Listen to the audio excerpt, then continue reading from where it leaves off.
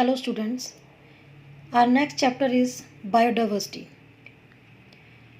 You know, we are living on the planet Earth, which is the third planet of the solar system, and the most amazing thing about this planet is the variety of living organism that is found only here.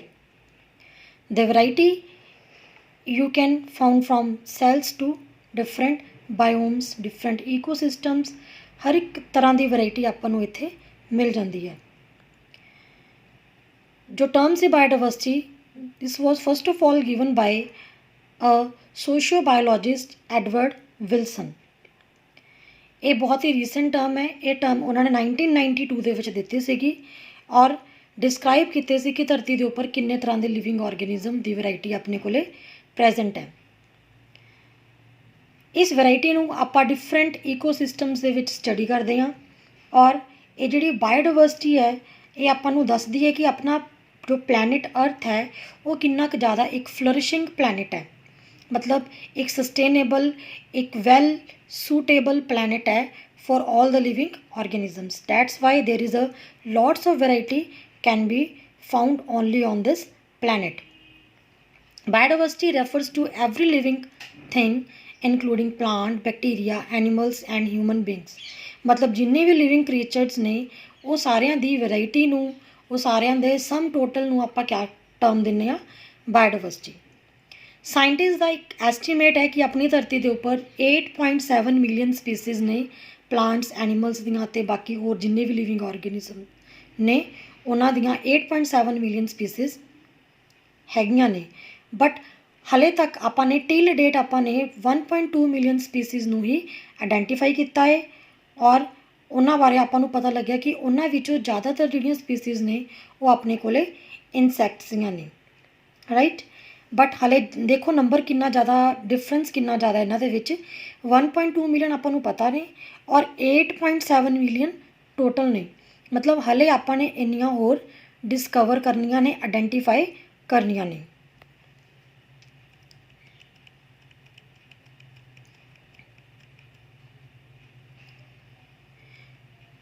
International day biological diversity या biodiversity का हर साल 22 मई ਨੂੰ जो कि हुण आने वाला है मनाया जाता है।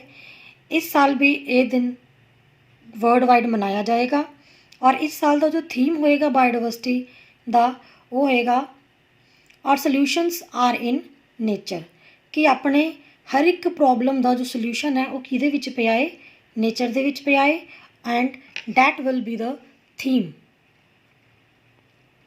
हर साल थीम भी चेंज होंदा है और इस साल का जो थीम है वो ये होएगा अपने जो सारे सॉल्यूशंस ने वो नेचर दे विच ही पए ने। इट एम्फसिस ऑन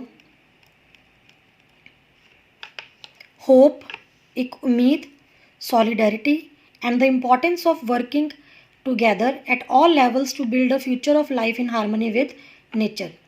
आपां सारिਆਂ ने किस चीज़ की इंपॉर्टेंस नूं समझना है कि आपां ने इकट्ठे काम करना है हर एक लैवल के उपर ताकि आपां अपने आने वाले फ्यूचर को एक वधिया बना सकीए जो कि नेचर दे नाल एक तालमेल दे विच चले। जो अपनी लाइफ है वो नेचर तो बिना नहीं चल सकती, कुदरत तो बिना नहीं चल सकती, वो कुदरत दे नाल तालमेल दे नाल ही चल सकती है। And that is the theme of the biodiversity day this year. This is the proportionate number of species of major taxa. ये 3 पाई चार्ट ने, पाई चार्ट के नाल तुहानूं दिखाया जा रहा है इनवर्टिब्रेट्स, वर्टिब्रेट्स ते प्लांट्स, इन्हां दे विच कितनी ज़्यादा वैरायटी है। देखो ध्यान नाल, this is very important pie charts. First pie chart हैगा अपने कोले इनवर्टिब्रेट्स का। इनवर्टिब्रेट्स इहदे विच अपने कोले ज़्यादातर जो नंबर हैगा वो हैगा इंसैक्ट्स का। दैन मोलस्क तुसी पढ़िया +1 दे विच सैकेंड लार्जेस्ट फाइलम अपने कोल मोलस्क है, जिहड़ी सब तो बड़ी क्लास अपने कोल वो हैगी इंसैक्टा, राइट। 75 to 80% तक अपने कोल इंसैक्ट्स ने धरती के उपर। फिर क्रस्टेशियंस ने, ये भी आर्थ्रोपोडा दे विच आंदे ने। And than other animals, other animals मीनस ये 2 फाइलम्स नूं छड्ड के बाकी सारियां फाइलम्स इनवर्टिब्रेट्स दियां लाइक अपने कोले एनालीड्स ने, अपने कोल स्पॉन्जिस ने, क्रस्टेशिया अपने कोले नीडेरियंस ने, मतलब एकाइनोडर्मेटाज ने, जिन्नियां भी होर अपने कोले फाइलम्स बचदियां ने इनवर्टिब्रेट्स दियां ਉਹ अदर एनीमल ग्रुप ਦੇ ਵਿੱਚ ਆ ਜਾਂਦੀਆਂ ਨੇ ਔਰ ਉਹਨਾਂ ਦਾ ਨੰਬਰ ਬਹੁਤ ਜ਼ਿਆਦਾ ਘੱਟ ਹੈ as compare to insects. Second pie chart reveals the number of fishes in the world is approximately half as compared to mammals, birds, reptiles and amphibians। जो हर एक ऑर्गेनिज्म का नंबर है इस धरती के उपर, हर एक वर्टिब्रेट का जो नंबर है वो डिपेंड करता है कि उन्होंने किस तरह की कंडीशनस मिल रही ने, क्या सूटेबल कंडीशनस के उपर वो सर्वाइव कर रहा है, ਉਹਦੇ ਉੱਪਰ ਹੀ ਡਿਪੈਂਡ ਕਰਦਾ ਹੈ ਕਿ ਕਿਸੇ ਆਰਗੇਨਿਜ਼ਮ ਦਾ ਨੰਬਰ ਕਿੰਨਾ ਹੋਏਗਾ। ਠੀਕ ਹੈ, ਇਹ ਆਪਾਂ 13 ਚੈਪਟਰ ਦੇ ਵਿੱਚ ਸਟੱਡੀ ਕੀਤਾ ਹੈ। ਬਹੁਤ ਹੀ ਵਧੀਆ ਢੰਗ ਨਾਲ ਆਪਾਂ ਅਡੈਪਟੇਸ਼ਨਸ ਪੜ੍ਹੀਆਂ ਨੇ, ਆਪਾਂ ਉਹਨਾਂ ਦੇ ਵਿੱਚ ਹੀਮੋਸਟੈਸਿਸ ਨਾਮ ਦਾ ਫਿਨੋਮੀਨਾ ਸਟੱਡੀ ਕੀਤਾ ਹੈ। ਤਾਂ ਜਿਹੜੇ ਉਸ ਕ੍ਰਾਈਟੀਰੀਆ ਨੂੰ ਫੁੱਲਫਿਲ ਕਰਦੇ ਨੇ, ਕਨਫੋਰਮਰਸ ਨੇ, ਰੈਗੂਲੇਟਰਸ ਨੇ, ਕੁਛ ਵਿੱਚ ਮਾਈਗ੍ਰੇਸ਼ਨ ਹੁੰਦੀ ਹੈ, ਡਿਫਰੈਂਟ ਤਰ੍ਹਾਂ ਦੀਆਂ ਉਹਨਾਂ ਦੇ ਵਿੱਚ ਹੈਬਿਟਸ ਨੇ, ਤਾਂ ਉਹਨਾਂ ਦੇ ਉੱਪਰ ਹੀ ਡਿਪੈਂਡ ਕਰਦਾ ਹੈ। ਔਰ ਫੋਰਮੋਸਟ ਜੋ ਆਪਣੀਆਂ ਐਨਵਾਇਰਮੈਂਟਲ ਕੰਡੀਸ਼ਨਸ ਨੇ वो ये डिसाइड करदियां ने मिल के कि किस ऑर्गेनिज्म की क्या पॉपूलेशन हो सकती है, क्या वो उस कंडीशन दे विच सर्वाइव कर सकता है या नहीं कर सकता, एंड वो उपर ही डिपेंड करता है कि उस ऑर्गेनिज्म का इस धरती के उपर कितना पॉपूलेशन होएगी तो कितना नंबर होएगा। Third one is then plants. This pie chart depicts the number of fungi is almost 50% as compared to mosses, ferns and allies. Allies mean gymnosperms, algae, lichens and angiosperms. Right? Angiosperms and fungi out of the plant kingdom are most flourishing one. ये दोनों ही सब तो ज़्यादा वधिया तरीके नाल survive करन वाले organisms ने प्लांट किंगडम दे विचों। हुण तुसीं कहोगे कि फंजाई तो प्लांट किंगडम दे विच आंदा नहींगा, but fungi are the non chlorophyllous plants. ਜਿਹੜੇ प्लांट्स फोटोसिंथेसिस नहीं कर सके किसी टाइम के उपर, they get converted into fungi, वो फंजाई बन गए और उन्होंने अलग तो एक किंगडम बना दी गई। But otherwise they have a thallus like structure, that's why they comes under the category of the plants and they are moreover non chlorophyllous. Next topic is levels of biodiversity. There are 3 levels of biodiversity. Out of number 1 is genetic level, then species level, and third is a community level. Number 1 is genetic diversity. Genetic नाम तो ही पता लग रहा है अपन something related to the genes. It is a number and type of genes diversity present in different species. ਇਹ 'ਚ example ਲਿੱਤੀ ਆਪਾਂ ਨੇ, ਹਿਮਾਲਿਆ ਦੇ ਵਿੱਚ ਆਪਾਂ ਨੂੰ ਇੱਕ ਪਲਾਂਟ ਮਿਲਦਾ, ਮੈਡੀਸਨਲ ਪਲਾਂਟ ਮਿਲਦਾ, ਰਿਵੋਲਫੀਆ ਵੋਮੀਟੋਰੀਆ। ਇਹਦੀਆਂ ਬਹੁਤ ਸਾਰੀਆਂ ਡਿਫਰੈਂਟ ਜੋ ਵੈਰਾਈਟੀਜ਼ ਨੇ ਉਹ ਆਪਾਂ ਨੂੰ ਅਲੱਗ-ਅਲੱਗ ਹਿਮਾਲਿਅਨ ਰੇਂਜਿਸ ਦੇ ਵਿੱਚ ਮਿਲ ਜਾਂਦੀਆਂ ਨੇ। ਮਤਲਬ ਅਗਰ ਆਪਾਂ ਹਿਮਾਚਲ ਪ੍ਰਦੇਸ਼ ਜਾਂਦੇ ਹਾਂ ਔਰ ਉੱਪਰ ਜੰਮੂ ਕਸ਼ਮੀਰ ਚਲੇ ਜਾਂਦੇ ਹਾਂ, ਉੱਧਰੋਂ ਨੇਪਾਲ ਦੇ ਵਿੱਚ ਹਿਮਾਲਿਆ ਪਰਬਤ ਹੈਗਾ ਏ, ਈਸਟ ਸਾਈਡ 'ਤੇ ਜਾ ਕੇ ਅਰੁਣਾਚਲ ਪ੍ਰਦੇਸ਼ ਦੇ ਉੱਪਰ ਜਾ ਕੇ ਵੀ ਹਿਮਾਲਿਅਨ ਰੇਂਜਿਸ ਆਪਾਂ ਨੂੰ ਮਿਲਦੀਆਂ ਨੇ, ਤਾਂ ਆਪਾਂ ਨੂੰ ਰਿਵੋਲਫੀਆ ਮਿਲ ਜਾਏਗਾ, ਬਟ ਉਹਦੀਆਂ ਡਿਫਰੈਂਟ ਵੈਰਾਈਟੀਜ਼ ਆਪਾਂ ਨੂੰ ਮਿਲਣਗੀਆਂ। ਔਰ ਉਹਨਾਂ ਵਿੱਚੋਂ ਜੋ ਆਪਾਂ ਡਰੱਗ ਓਬਟੇਨ ਕਰਦੇ ਪਏ ਹਾਂ, ਜੋ ਆਪਾਂ ਮੈਡੀਸਨ ਲੈਂਦੇ ਪਏ ਹਾਂ, ਉਹਦੀ ਜੋ ਪੋਟੈਂਸੀ ਹੋਏਗੀ, ਕੰਸਨਟ੍ਰੇਸ਼ਨ ਹੋਏਗੀ, ਡੈਟ ਇਜ਼ ਡਿਫਰੈਂਟ। ਸਿਮਿਲਰਲੀ ਆਪਣੇ ਇੰਡੀਆ ਦੇ ਵਿੱਚ ਹਾਲੇ ਤੱਕ ਰਾਈਸ ਦੀਆਂ 50,000 ਡਿਫਰੈਂਟ ਜੈਨੇਟਿਕ ਸਟ੍ਰੇਨਸ ਨੇ, ਵੈਰਾਈਟੀਜ਼ ਨੇ, ਔਰ ਮੈਂਗੋ ਦੀਆਂ 1000 ਵੈਰਾਈਟੀਜ਼ ਨੇ। ਮਤਲਬ ਕੱਲੇ ਇੰਡੀਆ ਦੇ ਵਿੱਚ ਆਪਣੇ ਕੋਲ 1000 ਤੋਂ ਵੀ ਜ਼ਿਆਦਾ ਅੰਬ ਦੀਆਂ ਵੈਰਾਈਟੀਜ਼ ਨੇ। We can enjoy this much variety of mangoes every year. Next one is the species diversity. It is the diversity in the number and richness of the species of a region. एक area ਦੇ ਵਿੱਚ ਆਪਣੇ ਕੋਲੇ ਕਿੰਨੀਆਂ ਜ਼ਿਆਦਾ number ਹੈ species the. The number of species per unit area is called species richness, as Western Ghats have more diversity as compared to Eastern Ghats. ਤੁਹਾਨੂੰ ਪਤਾ अगर ਤੁਹਾਨੂੰ अपना मैप याद होएगा इंडिया का, तो जो नीचे वाला एरिया है उत्थे अपने को एक पासे ईस्टर्न घाट है ईस्ट वाली साइड ते, और एक वैस्ट वाली साइड ते अपने को वैसटर्न घाट्स है। ठीक है, तो जो वैसटर्न घाट है वो अपने को स्पीसीज रिचनेस ज़्यादा ने, और उस एरिया को आप हॉटस्पॉट का नाम भी दिता होया, बायोडाइवर्सिटी हॉटस्पॉट भी कहने उस एरिया को आप वैसटर्न घाट में। बट जो ईस्टर्न घाट है वो भी स्पीसीज हैगियां ने, but as compare to western घाट वो नंबर ऑफ स्पीसीज बहुत ज़्यादा घट है। Third one is the community diversity. Ecosystem level ते जिमें कि इंडिया की आप गल करिए तो अपने को डेजर्ट एरिया भी है, for example Rajasthan, rain forest भी ने, फॉर एग्जाम्पल ईस्ट साइड ते अपने को मेघालय है, वो अपने को चीरापूंजी है, मौसमड्रम है, which get the highest rainfall all over the world in a year. Mangroves ने ये अपने को वैसटर्न घाट्स दे विच आ जाते हैं। कोरल रीफ्स ने ये अपने को अरेबियन सी दे विच आ जाता है। वैटलैंड्स ने, एस्चरीज, एल्पाइन मैडोज ये अपने को हिमालयन एरियाज दे विच आते हैं, और एस्चरीज अपने को जिथे समुंदर दे विच कोई नदी गिरती है। Has a greater ecosystem diversity then a Scandinavian country like Norway, जो एक बहुत ही ठंडी कंट्री है नॉर्वे, उसकी कंपैरेटिवली एक अपनी कंट्री इंडिया जिथे कि इन्ने सारे अपने को डिफरेंट बायोम्स इकोसिस्टम देखने को मिलते हैं, उत्थे ज़्यादा डाइवर्सिटी भी मिलेगी। That's why India is the one of the mega diversity of the world. अपने को टोटल 12 मैगा डाइवर्सिटीज़ ने, जिहदे विचों इंडिया भी एक हैगा है, बट नॉर्वे नहीं हैगा। क्यों नहीं हैगा नॉर्वे? बिकॉज उहदे कोल इन्ने ज़्यादा डिफरेंट इकोसिस्टम्स नहीं है।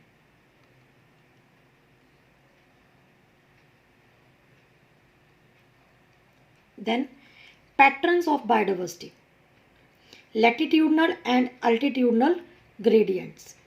What are latitudinal gradients of biodiversity? These are biogeographical patterns that focused on gradients of species richness, means किस particular area ਦੇ ਵਿੱਚ किस geographical condition ਦੇ ਵਿੱਚ species ਦੀ जो नंबर है वो ज़्यादा होएगा। अगर आप गल करते हैं धरती की, तो आपको पता है धरती को आप डिवाइड किया होया इक्वेटर के विच, tropical areas, temperate zone and polar areas, north pole तो साउथ पोल अपने को। जिमें ही आप नॉर्थ पोल तो अंदर नूं आना शुरू करते हैं, इक्वेटर वाल आना शुरू करते हैं, तो अपने को जो नंबर ऑफ स्पीसीज ने वो इंक्रीज होंदियां ने, राइट। सिमिलरली अपने को एलिवेशनल डाइवर्सिटी ग्रेडियंट है। It is an ecological pattern where biodiversity changes with elevation. Elevation means height. अगर आप कंपैरिजन करिए पंजाब दा ते हिमाचल प्रदेश का, तो पंजाब दे विच जो जंगल की परसेंटेज है वो बहुत ज़्यादा घट होएगी as compare to Himachal Pradesh, क्योंकि एलिवेशन के उपर है, हाइट के उपर है। मीनस जिमें जिमें आप एक ऑप्टिमम हाइट के उपर जाने अपने को नंबर ऑफ स्पीसीज इंक्रीज होंदियां ने, और जिमें ही आप उपरों नीचे आने अपने को हाइट के नाल नंबर ऑफ स्पीसीज भी घट जांदियां ने, right. And the number of species is not uniform all over the world, क्योंकि आपको पता जो अपनी धरती वो एक ईवन नहीं हैगी। किते प्लेन एरियाज ने, किते डेजर्ट एरिया है, किते बर्फ नाल ढके हुए बहुत बड़े बड़े पहाड़ ने, और किते अपने कोले घाट्स ने, कोस्टल एरियाज ने। इस करके ये अनईवन सरफेसिस होने के कारण क्या है, अपने कोल बहुत ज़्यादा डाइवर्सिटी हैगी है, बट वो यूनीफॉर्म नहीं हैगी। किते आपां कोई स्पीसीज ज़्यादा मिलणगियां, किते बहुत ज़्यादा घट वैजीटेशन मिलती है, किते नंबर ऑफ एनीमल्स बहुत ज़्यादा मिल जाते हैं, किते नंबर ऑफ एनीमल्स बहुत ज़्यादा घट मिलते हैं आपां नूं, राइट। अगे एक थोड़ा जा नंबर देने की कोशिश की है स्पीसीज की, जो कि आप याद नहीं करनी, बट वैसे एक आप रेफरेंस ले रहे हैं। The largest tropical Amazonian rain forest in South America has the greatest biodiversity on earth. इस दे विच सिर्फ एक एमाजोन जंगल दे विच, जो कि साउथ अमेरिका दे विच आंदा है, Amazon rain forest which is the world's largest forest, and इनू आप लंग्स भी कहने प्लैनेट दे। ਕੱਲੇ ਇਹਦੇ ਵਿੱਚ ਹੀ ਆਪਣੇ ਕੋਲ 40,000 ਸਪੀਸੀਜ਼ ਪਲਾਂਟਸ ਦੀਆਂ ਨੇ, 3,000 ਸਪੀਸੀਜ਼ ਫਿਸ਼ਿਜ਼ ਦੀਆਂ ਨੇ, 1,300 ਸਪੀਸੀਜ਼ ਆਪਣੇ ਕੋਲੇ ਬਰਡਸ ਦੀਆਂ ਨੇ, 427 ਸਪੀਸੀਜ਼ ਆਪਣੇ ਕੋਲੇ ਐਨੀਮਲਸ ਦੀਆਂ ਨੇ, ਐਂਡ ਅਗੇਨ 427 ਸਪੀਸੀਜ਼ ਆਪਣੇ ਕੋਲੇ ਐਮਫੀਬੀਅਨਸ ਦੀਆਂ ਨੇ, ਐਂਡ ਸੋ ਔਨ। ਮਤਲਬ ਤੁਸੀਂ ਇੱਕ ਅੰਦਾਜ਼ਾ ਲਗਾ ਸਕਦੇ ਹੋ ਕਿ ਆਪਣੇ ਕੋਲੇ ਇਹ ਲਾਰਜੈਸਟ ਬਾਇਓਡਾਇਵਰਸਿਟੀ ਹੈ, ਮੈਗਾ ਡਾਇਵਰਸਿਟੀ ਹੈ ਵਰਲਡ ਦੀ, ਔਰ ਇਹਦੇ ਕੋਲ ਨੰਬਰ ਆਫ ਸਪੀਸੀਜ਼ ਕਿੰਨੀਆਂ ज़्यादा ने। Means it is our right to preserve to conserve that species in the Amazonian rain forest.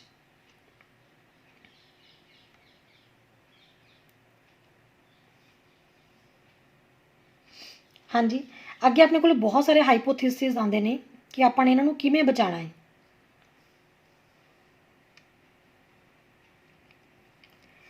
Speciation in general a function of time, unlike temperate regions subjected to frequent glaciation in the past. Tropical latitude have remained relatively undisturbed for millions of years. पहली hypothesis अपने को क्या कहती है भी जो uneven distribution अपने को प्लांट्स दी एनीमल्स दी किते ज़्यादा मिलते हैं किते घट मिलते हैं, उसका अपने को पहला रीजन क्या हो सकता है। पहला रीजन अपने को ये हो सकता है कि जो अपने को एवोल्यूशनरी कंडीशनस रही ने, जो अपने को एवोल्यूशन की हिस्टरी रही है, वो अकॉर्डिंगली जो कंडीशन सी एनवायरमेंट के वो अनईवन सी, जिदे करके इन्हों डाइवर्सीफिकेशन होने का, डाइवर्स होने का, अलग अलग होने का मौका मिल गया। Then tropical environments unlike temperate ones are less seasonal. जो अपने को ट्रॉपिकल एरियाज़ ने उन्होंने जो सीजनल चेंजिज होंगे ने वो प्रिडिक्टेबल होंगे ने। जिमें अपने भी आपको पता है कि हुण गर्मी का सीजन शुरू हो जाएगा, क्लीयर। हुण मई चल रही है, मई जून जुलाई आपको पता है कि बहुत ज़्यादा गर्मी पएगी, बट उस तो बाद मौसम ठीक होएगा, बारिश होएगी और फिर उस तो बाद ठंड हो जानी है। प्रिडिक्शनस होंदियां ने अपने को बहुत ज़्यादा वधिया तरीके नाल एक्यूरेट प्रिडिक्शनस होंदियां ने, ठीक है। ये नहीं हो सकता कि हुण मई का महीना है तो एकदम आप स्वैटर कढ़ लांगे और ठंड होने लग जाएगी। This can never be happened in our area because it is a very predictable area. But जो टैंपरेट एरियाज़ होंगे ने, जिमें कि अगर आप गल करिए इंग्लैंड की गल करते हैं, उत्थे आपां ये नहीं पता कि अज बहुत ज़्यादा धुप है और कल बारिश हो जाएगी। सिमिलरली इन ऑस्ट्रेलिया अज टैंपरेचर 40 डिग्री है तो कल टैंपरेचर 23 चला जाएगा, कल टैंपरेचर 23 डिग्री और परसों टैंपरेचर 7 डिग्री चला जाएगा। मीनस there is a great variation, इन्नी ज़्यादा उत्थे चेंजिज आते हैं टैंपरेचर के। अगर टैंपरेचर में चेंजिज आते हैं तो ओबवियसली उत्थे नंबर ऑफ प्लांट्स ते एनीमल्स के जो स्पीसीज ने उन्होंने भी बहुत ज़्यादा चेंजिज आएंगे। थर्ड हाइपोथेसिस है there is more solar energy. जो अपने को ट्रॉपिकल एरियाज़ ने उन्होंने को ज़्यादा सोलर एनर्जी है as compare to temperate zones, right. Temperate zone जोड़े होंगे ठंडे होंगे जिमें कि कैनेडा, अमेरिका, इंग्लैंड, ये वाले जोड़े एरियाज़ ने ये एज कंपेयर टू ठंडे एरियाज़ ने। Next topic is species area richness और रिलेशनशिप। एक जर्मन नैचुरलिस्ट ते बायोलॉजिस्ट जियोग्राफिकर सीगा अलेक्जेंडर वॉन हम्बोल्ट। इस साइंटिस्ट ने जदों अमेरिका के जंगल नूं एक्सप्लोर किया तो उन्हें आपां एक बहुत ही वधिया रिलेशनशिप दिता between species richness and area. मीनस area के नाल नाल जो नंबर ऑफ स्पीसीज ने यानी कि स्पीसीज रिचनेस है वो किमें वेरी करते हैं। उन्हें कहा कि किसी भी एरिया के वधन के नाल अपने कोल जो स्पीसीज ने उन्होंने नंबर भी वधदा जाऊगा, but only up to a limit, एक लिमिट दे विच। ये भी आप एक एग्जाम्पल लेके समझा सकते हैं बहुत ही वधिया तरीके नाल। अगर आप गल करिए अपने एरिया की, पंजाब की, राइट, एक पर्टिकुलर एरिया हो गया पंजाब, ये जो नंबर ऑफ स्पीसीज होणगियां वो लिमिटेड होणगियां। अगर आप एरिया नूं इनक्रीज कर दईए पंजाब तो इंडिया नूं काउंट करिए पूरे नूं तो नंबर ऑफ स्पीसीज अपने को ज़्यादा होणगियां एज कंपेयर टू पंजाब। अगर आप अपने कॉन्टीनेंट की गल करते पे हैं, एशिया की गल करते पे हैं, तो पूरे एशिया के विच नंबर ऑफ स्पीसीज ज़्यादा होणगियां एज कंपेयर टू इंडिया। अगर आप एशिया नूं भी छड्ड के पूरी धरती की गल करते पे हैं, अर्थ की गल करिए, तो पूरी अर्थ कोल नंबर ऑफ स्पीसीज ज़्यादा होणगियां as compare to Asia. Means जिमें जिमें आप अपने एरिए की हद वधाई जा रहे हैं अपने कोल नंबर ऑफ स्पीसीज वधदियां जा रही ने। बट जदों आप पूरे प्लैनेट की गल करते पे हाँ, अर्थ की गल करते पे हाँ, उस उहदे आके अपने कोल जिहड़ियां स्पीसीज रिचनेस है वो कॉन्सटेंट हो जाएगी, क्योंकि एरिया आप उस तो वध नहीं वधा सकते। ठीक है, अपने को लिमिट है, the limit is the earth. Earth अपने को लिमिट है, उस तो बाद आप अपना एरिया एक्सटेंड नहीं कर सकते। उस तो बाद नंबर ऑफ स्पीसीज भी अपने को नहीं बदलणगियां। बट जदों आप एक छोटी रेंज तो एक बड़ी रेंज में जा रहे हैं, बड़े एरिया वाल नूं जाने पे हाँ, तो अपने को नंबर ऑफ स्पीसीज हमेशा इंक्रीज करनगियां। राइट, जिवें आप गल एक्वैटिक की गल भी कर सकते हैं। आप गल करिए अपने पिंड में कोई टोबा बनया होया, कोई पौंड है, उस तो बाद आप एक रीवर की गल करिए, फिर आप एक ओशन की गल करिए, आप सी की गल करिए, तो जिमें जिमें आप एक एरिया वधाई जावांगे अपने को जो नंबर ऑफ स्पीसीज ने वो वधदियां जाणगियां। और ये बहुत ही खूबसूरत ढंग दे नाल उन्होंने आपां नूं एक ग्राफ दिता। Here is the graph species area relationship. This graph is called rectangular hyperbola. I repeat, this graph is also called rectangular hyperbola. ਇਹਦੇ ਵਿੱਚ ਤੁਹਾਨੂੰ ਦੋ ਲਾਈਨਾਂ ਦਿਖ ਰਹੀਆਂ ਹੋਣਗੀਆਂ, ਇੱਕ ਆਪਾਂ ਨੇ ਸਟ੍ਰੇਟ ਲਾਈਨ ਡਰਾ ਕੀਤੀ ਹੋਈ ਹੈ, ਇੱਕ ਆਪਾਂ ਨੇ ਕਰਵਡ ਲਾਈਨ ਡਰਾ ਕੀਤੀ ਹੋਈ ਹੈ। ਜੋ ਆਪਣੇ ਕੋਲੇ ਕਰਵਡ ਲਾਈਨ ਹੈ S is equal to CAZ, ਇਹ ਆਪਾਂ ਨੂੰ ਐਕਚੁਅਲ रिलेशनशिप दसदी पई है between the area and the number of species. किसी टाइम ते अपने को जो एरिया सीगा, एरिया भी घट सीगा ते नंबर ऑफ स्पीसीज भी घट सी। जिमें जिमें अपने को एरिया वधी जाता है उवें उवें अपने को नंबर ऑफ स्पीसीज इंक्रीज होई जांदियां ने। Right, which is the practical curve line of area versus species richness. Right, actual practical curve जो अपने को आप ऑब्जर्व करन लगांगे तो अपने को ऐदा की कर्व ही आएगी। दैन जो अपने को स्ट्रेट लाइन है that is the only for theoretical. ये अपने को सिर्फ मैथामैटिकल इक्वेशन है, थ्रैटिकल वैल्यू है कि अगर आप उस ग्राफ नूं प्लॉट करांगे, उस कर्व्ड लाइन नूं प्लॉट करने की कोशिश करांगे एक सिंपल ग्राफ के उपर, तो अपने को जो लाइन है वो एक स्ट्रेट ऑब्लिक लाइन आएगी, इन विच log S is equal to log C plus Z log A, where every word has its own significance. You can see here S is the species richness, A is the area and Z is the slope of the line or regression coefficient. ठीक है, Z इत्थे बहुत important role play करता पे है, क्योंकि जो Z alphabet है वो आपको दस रहा है कि जदों अपने को एरिया मैक्सीमम ते पहुँच जूगा उस टाइम ते अपने को नंबर ऑफ स्पीसीज तो इंक्रीज होनियां नहीं, तो that is represented by the letter Z and it is called regression. Regression means घट हो जाना, regression coefficient. And Y is the intercept ecologist have discovered the value of Z lies in the range of 0.1 to 0.2। ये आपको scientist ने दस्सिया कि जी Z की value है वो हमेशा 0.1 तो 0.2 दे विच हो सकती है। अगर आप अपना एरिया इंक्रीज कर दें, जिमें कि आप एक छोटी जी स्टडी करती फ्रूगीवोर्स ते। फ्रूगीवोर्स कौन होंगे ने? Fruit eating birds and mammals. वो बर्ड्स ते मैमल्स ਜਿਹੜੇ सिर्फ और सिर्फ फ्रूट्स खाते हैं ट्रॉपिकल फॉरेस्ट के विच।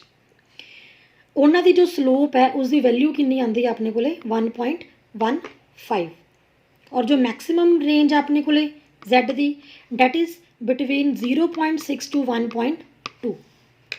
मतलब मिनीमम वैल्यू जो रिग्रेशन कोएफिशिएंट है Z है उसकी वैल्यू हो सकती है 0.6, और जो मैक्सीमम वैल्यू है वो हो सकती है 1.2। ठीक है, हुण इत्थे भी तुसीं देख सकते हो जो ट्रॉपिकल फॉरेस्ट ने उहदे विच Z की वैल्यू कितनी आती है अपने को 1.15 फॉर द फ्रूगीवोर्स। मतलब they attain the maximum value in tropical rain forest.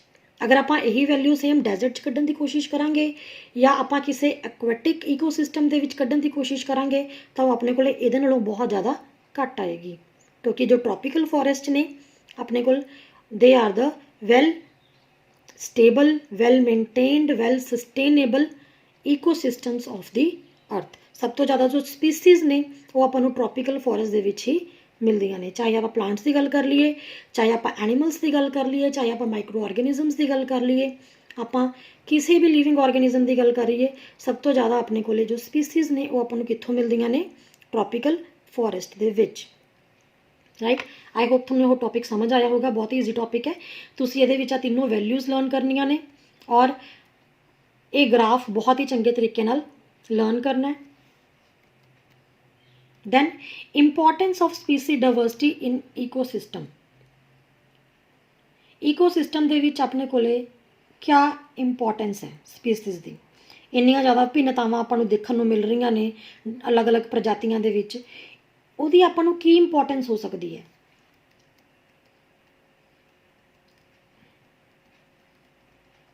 that is given by yes Rivett-Popper hypothesis by Stanford ecologist, Stanford university का नाम है इकोलॉजिस्ट पॉल एलरिक। ये साइंटिस्ट ने उत्थों के इकोलॉजिस्ट ने, इन्होंने आपां नूं दित्ती सीगी राइबर्ट-पोपर हाइपोथेसिस। मैं तुहानूं बहुत ही ईजी ढंग नाल समझा दिंदी हाँ, बाद च तुसीं इत्थों पढ़ लेना टॉपिक नूं। हाँ जी, पॉल एलरिक ने आपां नूं एग्जाम्पल दित्ती सी कि जो एक ईकोसिस्टम है अपना, that is equivalent to an aeroplane. ठीक है, एरोप्लेन का आपां नूं सब नूं पता है कि एरोप्लेन दे विच किन्ने पार्ट्स हुंदे ने, सीट्स भी हुंदियां ने, उहदे फर भी हुंदे ने, मतलब देयर आर डिफरेंट पार्ट्स। जो अगे वाला उत्थे कैबिन है उहदे विच अलग अलग पार्ट्स होणगे, बैठण दे लई अपने कोल ऑक्सीजन मास्क दित्ते जांदे ने, बेल्ट दित्ती जांदी है, आप उहदे विच समान भी रखदे हां आपां, मतलब बहुत सारा समान हुंदा एक एरोप्लेन दे विच। अगर हर एक पैसेंजर ये सोचे कि मैं इस एरोप्लेन दे विचों कोई ना कोई समान चक के लै जाना है जाण वेले, तां हर एक पैसेंजर अपना अपना समान या होर बाकी समान भी उत्थों तोड़ तोड़ के लैके जाण लग गया, तां सोचो कि एरोप्लेन दे विच की रह जाऊगा, कुछ भी नहीं रहेगा, क्योंकि हर एक पैसेंजर की थिंकिंग है कि मैं अपना समान तो लैके ही जाना है, जो टैची वगैरह हैगे ने, बट उहदे नाल मैंने उस प्लेन दे विचों होर समान भी लैके जाना है, चाहे उन्होंने चाहिए चाहे नहीं चाहिए। सिमिलरली पॉल एलरिक क्या दसना चाह रहा उरे कि इस ईकोसिस्टम दे विच भी सेम हो रहा है। ईकोसिस्टम दे विच प्लांट्स ने, एनीमल्स ने, अगर आप एवें ही बिना मतलब तो प्लांट्स नूं, एनीमल्स नूं खत्म करना शुरू कर दिता, तां इस ईकोसिस्टम का भी उही हाल होएगा जो उस प्लेन का है जिहदे विचों यात्री सारा समान लै लैके घर नूं जा रहे हैं, चाहे उन्होंने चाहिए चाहे समान उन्होंने नहीं चाहिए। राइट, तो राइवेट-पोपर, इत्थे राइवेट का मीनस है parts, different parts of the ecosystem. इस हाइपोथेसिस नाल उन्होंने बहुत ही ईजी वे नाल समझाउण की कोशिश की है, क्योंकि एग्जाम्पल बहुत ही ज़्यादा ईजी है।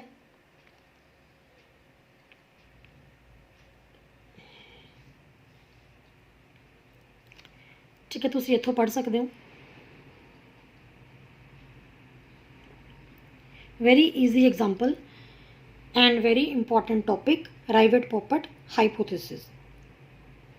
ठीक है, ये तो अपने आम अगर आप डेली लाइफ के भी एग्जाम्पल नूं लईए तो आप लै सकते हैं कि मान लो अपनी 20,000 रुपये सैलरी है और उस सैलरी नूं आप पहले 2 दिनों के ही खर्च कर देंगे तो आप पूरा महीना नहीं कढ़ सकते।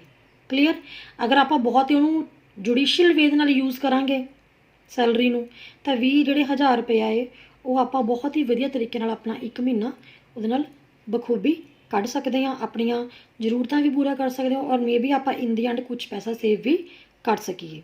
राइट, और ईकोसिस्टम दे विच सेव करन दा मतलब की है कि आप अपनियां आने वाली जनरेशनस वास्ते कुछ ना कुछ बचा के रखते पे हैं।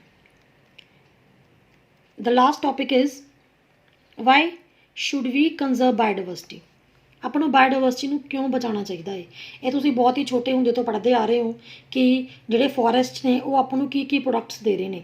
ਠੀਕ ਹੈ, ਬਟ ਆਪਾਂ ਨੇ इस जो इंपॉर्टेंस है बायोडाइवर्सिटी की, इनू 3 कैटागरी च डिवाइड कर लिता, narrowly, utilitarian, broadly and ethical. मतलब 3 तरह दी वैल्यूज़ ने अपने को बायोडाइवर्सिटी नू बचाने के लिए। तुसीं इत्थे देख सकते हो, these are the different uses of biodiversity. तुसीं EVS भी पढ़िया, various values of biodiversity means आपां नूं बायोडाइवर्सिटी नूं क्यों बचाना चाहिए। Now come to the narrowly utilitarian. ये वो बैनीफिट्स ने जिहड़े शायद आपां नूं घट लगदे होण बायोडाइवर्सिटी दे, बट हैगे बहुत ज़्यादा ने। Means we can't survive without biodiversity. Clear? Nature food, cereals, pulses, fruits, firewood, fibre, construction material, industrial products, medicinal importance. कोई भी तुसी अपना single second, single minute, single day, single year you can't imagine without biodiversity, क्योंकि अपने को जो main sources है वो सारे ही आप लिविंग ऑर्गेनिजम्स तो पूरे कर रहे हैं। अपने घर का फर्नीचर है, अपने किचन का राशन है, अपनिया दवाइयाँ ने, कोई भी चीज़ है वो आप सारियां कित्थों पूरियां करते हैं, अपनी बायोडाइवर्सिटी तो। चाहे वो प्लांट्स ने, चाहे वो एनीमल्स ने, इत्थे आप कैटेगराइज नहीं करना। दैन ब्रॉडली यूटिलिटेरियन, ये वो वाले बैनीफिट्स ने जिहड़े आप पैसे नाल भी पूरे नहीं कर सकते। सब तो पहला अपने को आंदा है ऑक्सीजन, राइट। तुसीं हॉस्पिटल दे विच एक ऑक्सीजन सिलेंडर खरीदो, तुहानूं कितना महंगा पैंदा है। वही ऑक्सीजन आपां नूं हर सैकेंड, फ्रैक्शन ऑफ सैकेंड दे विच आपां नूं फ्री ऑफ कॉस्ट मिलती पई है फ्रॉम द नेचर। कौन दे रहा आपां नूं? बायोडाइवर्सिटी दे रही है, प्लांट्स दे रहे हैं आपां नूं ऑक्सीजन, ठीक है। जो समुंदर है, ओशियनस है, उन्हां विचों आपां नूं ऑक्सीजन मिलती पई है। जो धरती के उपर प्लांट्स ने, उन्हां दे विचों आपां नूं ऑक्सीजन मिलती पई है, जिहदा आपां अंदाजा कोस्ट नहीं लगा सकते, राइट। Next is pollination. अगर पोलीनेशन होएगी ਤਾਂ ਹੀ ਜਿਹੜੇ ਪੋਲਨ ਗ੍ਰੇਨਸ ਨੇ ਉਹ ਡਿਫਰੈਂਟ ਪਲਾਂਟਸ ਦੇ ਉੱਪਰ ਪਹੁੰਚਣਗੇ ਔਰ ਉਹ ਫਰੂਟਸ ਨੂੰ ਤਿਆਰ ਕਰਨਗੇ, ਰਾਈਟ। ਔਰ ਉਹ ਤੋਂ ਬਾਅਦ ਨੈਕਸਟ ਜਨਰੇਸ਼ਨ ਸਟਾਰਟ ਹੋਏਗੀ। ਬਟ ਅਗਰ ਪੋਲੀਨੇਸ਼ਨ ਨਹੀਂ ਹੁੰਦੀ ਤਾਂ ਨਗਲੀ ਜਨਰੇਸ਼ਨ ਸਟਾਰਟ ਨਹੀਂ ਹੋ ਸਕਦੀਆਂ। ਅਗਰ ਆਪਾਂ ਖੁਦ ਸੋਚੋ ਇੱਕ ਇੱਕ ਫਰੂਟ ਦੀ, ਇੱਕ ਇੱਕ ਫਲਾਰ ਦੀ ਪੋਲੀਨੇਸ਼ਨ ਕਰਾਉਣ ਲੱਗ ਜਾਈਏ ਤਾਂ ਸਾਰਾ ਦਿਨ ਤਾਂ ਆਪਣਾ ਪੋਲੀਨੇਸ਼ਨ ਕਰਾਉਣ 'ਚ ਹੀ ਨਿਕਲ ਜਾਏਗਾ, ਜੋ ਕਿ ਫ੍ਰੀ ਆਫ ਕੋਸਟ ਹੋ ਰਹੀ ਹੈ। ਇਨਸੈਕਟਸ ਕਰਦੇ ਪਏ ਨੇ, ਵਾਟਰ ਕਰਦਾ ਪਿਆ, ਏਅਰ ਕਰਦੀ ਪਈ ਹੈ। ਤੁਸੀਂ ਡਿਫਰੈਂਟ ਸੋਰਸਿਸ पढ़े ने सैकेंड चैप्टर के पॉलीनेशन के किहड़े सोर्सिस ने, एजेंट्स ने, वो पॉलीनेशन करते पे ने। बट अगर वो सारे नहीं करनगे, उन्हों का काम भी आपां करन लग जाइए तो आपां पैसा कद कमावांगे, आपां अपने बच्चे कद पालांगे, आपां कदों सर्वाइव करांगे। अपना तो सारा 24 तो 24 घंटे पॉलीनेशन च निकल जाएंगे, राइट। या ऑक्सीजन इकट्ठे करते निकल जाएंगे। ये सारा कुछ आपां नूं नेचर तो फ्री ऑफ कॉस्ट मिलता पे है, राइट। उस तो बाद अपने को कुछ एस्थैटिक वैल्यूज़ ने। आपां नूं जंगलों च घूमना चंगा लगता है, आपां किते हिल स्टेशन ते घूमन जाने, उत्थे ब्यूटी नूं एडमायर करते हैं जाके। सवेरे सवेरे आपां नूं कोयल कूकदी है, चंगी लगती है। आपां नूं मोर दिखते हैं, चंगे लगते हैं। आपां नूं एनीमल्स जू च देखण जाने, आपां नूं वधिया लगते हैं, क्लीयर। अगर वो सारा कुछ नहीं होगा, सिर्फ ह्यूमन बींग्स होणगे धरती के उपर, क्या आप सर्वाइव कर सकते हैं? The answer is no. The last one is ethical argument. This is all of above, and this is the moral of the chapter, ethical arguments, our moral values. ਆਪਾਂ ਨੂੰ ਪਤਾ ਕਿ ਇਸ ਧਰਤੀ ਦੇ ਉੱਪਰ 1.2 million plants, animals, micro organism including us human beings ਰਹਿੰਦੇ ਪਏ ਆ, ठीक है। जिन्नी ये धरती अपनी है, जिन्नी ये मदर नेचर अपनी है, उन्नी ही ये मदर नेचर, मदर अर्थ सारे ऑर्गेनिजम्स दी है। उन्नी ही उस बैक्टीरिया दी है, उन्नी उस मैंगो ट्री दी है, उन्नी उस मंकी दी है, उन्नी ही उस टाइगर दी है, ठीक है, एंड सो ऑन। सारे दी उन्नी ही धरती है जिन्नी अपनी है। So it is our spiritual, philosophical, moral value to save these biodiversity. इस बायोडाइवर्सिटी नूं बचाना अपनी मॉरल ड्यूटी बनती है, राइट। आपां नूं कोई हक नहीं हैगा कि आपां इन्हां नूं खत्म कर दिए, धरती के उपरों मुका दिए। Otherwise there may come natural disasters. ਤੁਸੀਂ ਅੱਜ ਕੱਲ੍ਹ ਦੇ ਮੌਜੂਦਾ ਹਾਲਾਤ ਦੇਖ ਹੀ ਰਹੇ ਹੋ। ਤਕਰੀਬਨ 2 ਮਹੀਨੇ ਹੋ ਚੁੱਕੇ ਨੇ ਆਪਾਂ ਨੂੰ ਕੋਵਿਡ-19 ਦੇ ਨਾਲ ਲੜਦੇ ਹੋਏ। ਆਪਾਂ ਘਰਾਂ 'ਚ ਬੈਠੇ ਹਾਂ, ਬਿਲਕੁਲ ਸੇਫ ਬੈਠੇ ਹੋਏ ਹਾਂ ਘਰਾਂ ਦੇ ਵਿੱਚ। ਬਟ ਜੋ ਨੇਚਰ ਹੈ ਉਹਨੂੰ ਰਿਪਲੈਨਿਸ਼ ਹੋਣ ਦਾ ਟਾਈਮ ਮਿਲ ਗਿਆ, ਕਿਉਂਕਿ ਆਪਾਂ ਇੰਨਾ ਕੁਛ ਪੋਲਿਊਸ਼ਨ ਫੈਲਾ ਚੁੱਕੇ ਹਾਂ ਧਰਤੀ ਦੇ ਉੱਪਰ, ਇੰਨਾ ਕੁਛ ਆਪਾਂ ਰਿਸੋਰਸਿਸ ਖ਼ਤਮ ਕਰ ਚੁੱਕੇ ਹਾਂ। ਇਹਨਾਂ 2 ਮਹੀਨਿਆਂ ਦੇ ਵਿੱਚ ਜੋ ਧਰਤੀ ਹੈ ਉਹ ਆਪਣੇ ਆਪ ਨੂੰ ਦੁਬਾਰਾ ਰਿਪਲੈਨਿਸ਼ ਕਰ ਲਏਗੀ। And this is an example of a natural disaster, right? So this is all about the biodiversity. A first part of biodiversity, the next topic we will continue in the second part of this chapter. I hope ਤੁਹਾਨੂੰ ਇਹ chapter ਸਮਝ ਆਇਆ ਹੋਵੇਗਾ। ਬਹੁਤ ਹੀ easy ਹੈ, ਮੈਂ ਤੁਹਾਨੂੰ ਰੈਲੀਵੈਂਟਸ example ਦੇ ਨਾਲ ਸਮਝਾਉਣ ਦੀ ਕੋਸ਼ਿਸ਼ ਕੀਤੀ ਹੈ, ਰਾਈਟ। ਇਹਨੂੰ ਬਹੁਤ ਹੀ ਧਿਆਨ ਨਾਲ ਸੁਣਨਾ ਹੈ। ਔਰ ਅਗਰ ਤੁਹਾਨੂੰ ਨਹੀਂ ਕੁਛ ਪ੍ਰੋਬਲਮ ਆ ਰਹੀ ਹੈ, ਇਹਦੇ ਵਿੱਚ ਕੋਈ ਸਮਝ ਨਹੀਂ ਆ ਰਿਹਾ, then you can put questions. Thank you.